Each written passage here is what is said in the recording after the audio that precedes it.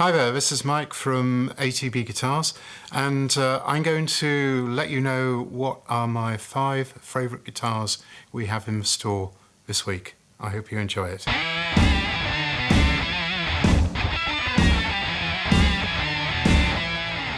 Okay, so first off, here's what I think is probably the nicest refin we've had for ages. It's a 1963 Fender Stratocaster. The body only has been refinished in Olympic white. Whoever did the refinish, we don't know who did do it, but whoever did it did a fantastic job.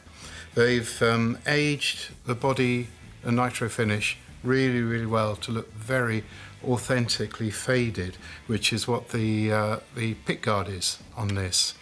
The electrics are original, pot state 63, pickups are classic black bottom CBS, pre-CBS pickups. The hardware and the plastics are all correct, but the main star of this guitar, which is something we very rarely see, is this absolutely stunning flamed neck. It's probably got the nicest flame we've ever seen on a guitar from this period. Hopefully you can see it on the cameras, but it's absolutely stunning, and it goes all the way up to the face of the headstock as well. The neck has the original finish. Someone has touched in the logo a bit on here, but it's got the original finish. It's nicely worn on the back, so it feels fantastic. And the neck profile, 1963 is often considered to be the best year for pre-CBS Strats because it's not a skinny neck profile, it's not a massively chunky one like they had in the mid-50s. It's just a really nice, comfortable, fuller feeling neck profile. And this, for a refin, is probably the best refin we've had here for a very, very long time. And I'm sure it'll go fairly soon to a very proud new owner. Okay, by the way, these guitars are in no particular order at all, but second in my favourite guitars in the store at the moment, and probably not much of a surprise to most people, is this gorgeous 00 1960 Les Paul Burst.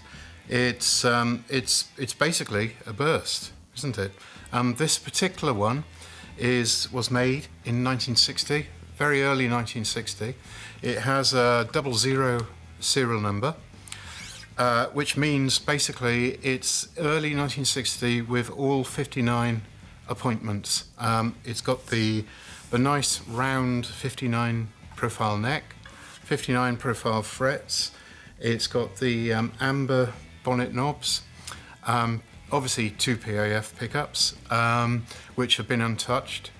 It's not a plain top, as some people think. It's actually got quite a nice mild flame to it, which under the right angles, it pops quite well. And it basically plays brilliantly as well. And for those who are wondering what it sounds like compared to something like a reissue, well, I'm afraid I've got bad news for you. It sounds absolutely brilliant.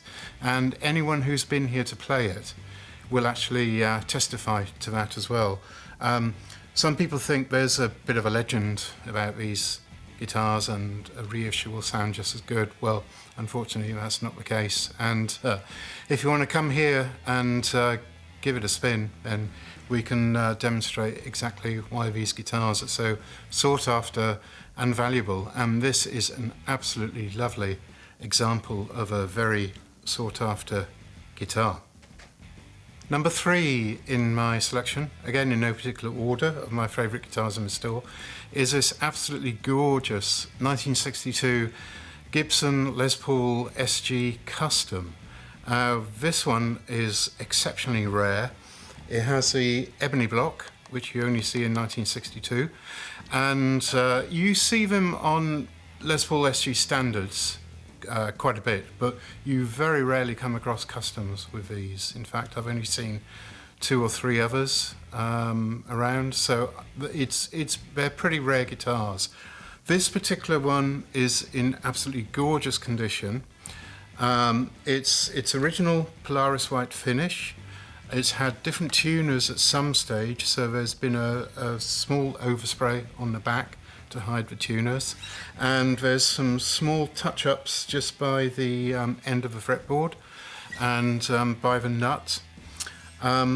It's got 3 pat number and PAF pickups on there, and it plays absolutely like a dream, totally. There's no breaks, no repairs on it, no structural issues whatsoever, and it's just a gorgeous, really, really rare guitar, which we probably won't see another one of these for quite some time. So we're very happy to have one of these in the store right now, and I don't know when this one gets sold, when another one will come through, but this is a lovely example, and because of the minor issues, the tuners and the touch-ups, it's priced a lot less than what an all 100% original one would go for.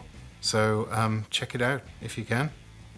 Right then, next on the list of my 5 favourite guitars is this 1964 reverse body Gibson Firebird 7 in cherry red. Yes, that's right, cherry red. Firebird 7s are not easy to come across. They're pretty rare guitars. They're also beautifully appointed guitars, in my opinion. They look fantastic. Finding one in cherry red is next to impossible. This is probably the only one in existence, I would dare to say. I've certainly never come across another one. Cherry red was an option, just like the custom colours in the mid-60s in the Firebird range. And is a very rare custom option. You do see the occasional Firebird 3 or even Firebird 5 in cherry red, but you just don't see the Firebird 7 in cherry red at all. And the reason I like this one is because it's priced really, really well.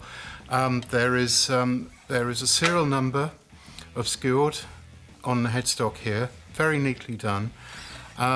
Now we've got a letter from 2 previous owners, including Buzzy Levine in New Jersey, saying that this guitar is free of any lien or any kind of prosecution from the police because of its serial number. So there's no worry about that. But because of this issue here, it's priced at about 50% of what one of these would normally cost you, if you could find another Firebird 7 in cherry red. These Firebirds are very underrated guitars, and I think there's a lot of potential for the value to increase in these. And Firebird 7 is by far the most attractive and I think the most desirable of the series, and it just looks absolutely stunning. That's another reason why it's one of my favourites. So I hope you like it. Check it out on the website. Okay, number 5 on my list of 5, again in no particular order, is this absolutely stunning 1958 ES225 TDN. Now, the T stands for thin line. Some people have asked us this question actually. The D stands for dual pickups, and the N will stand for natural finish, which is basically blonde, some people like to call it. Anyhow, you see a lot of sunburst versions of these, but you don't see very many natural or blonde versions. And this particular one is in absolutely, well, not mint. It's pretty much near mint condition. It is near mint. There's a few little dings on the neck, on the side of the body, but the condition of this is totally gorgeous. Really, really nice. It plays really well as well. It's got the famous trapeze bridge on it, which makes it sound absolutely fantastic. And it is all original. And it also includes the original Lifton brown case with this. We sold this one about a year ago. As soon as it came into the store, it got sold. We sold it to the owner, who snapped it up straight away. He played it for a while. He didn't really get on with this style of guitar, so we've sort of taken it back on consignment, and now we're thrilled to actually have it for sale again. So anyone who wants one of these will probably not find a better example. And 1958 is a really good year for these. It's got the good full feeling neck profile on, and it's got all the classic appointments, the bonnet knobs, etc. And it really is absolutely gorgeous. Check it out on the website, but I think you'll like this one. Okay, so finally, here is my bargain pick of this week. This is a 1985 Tokai Breezy sound guitar. As you can tell, it's basically a Telecaster. It is probably better than anything Fender were producing at that time, and it's basically designed to emulate a sort of, I would say, a mid-50s Telecaster with maple neck in sunburst finish. But the construction is excellent. It's done at a time when Japanese replicas or copies were at their peak, and it was before they were forced to close this highly accurate replica business down by Fender, I believe. And it sounds really good as well. It plays brilliant. The pickups are nice and strong, not microphonic. It's got a good weight.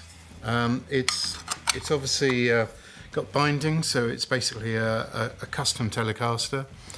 And it's priced at only $11.95, which compared to what it's designed to emulate, it's a bit of a bargain. And the quality of this guitar is a lot more than you'd expect for the price which we're selling it for. Also, as a side note, Jerry Donahue has signed the back of a headstock here, so that's just a little bit of an extra thing if you're a fan of his amazing Telecaster plucking. All right, well, thanks very much for watching. Please like and subscribe if you do like, and you want to subscribe, that is. And this is the first of a series of what we're going to do as our favourite picks of the week. So if there's a good response to this, then we'll do some more. But please check them out on our website. Check out our YouTube channel, ATB Guitars, our Instagram feeds, and our Facebook feeds at ATB Guitars. And I look forward to seeing you in a next instalment.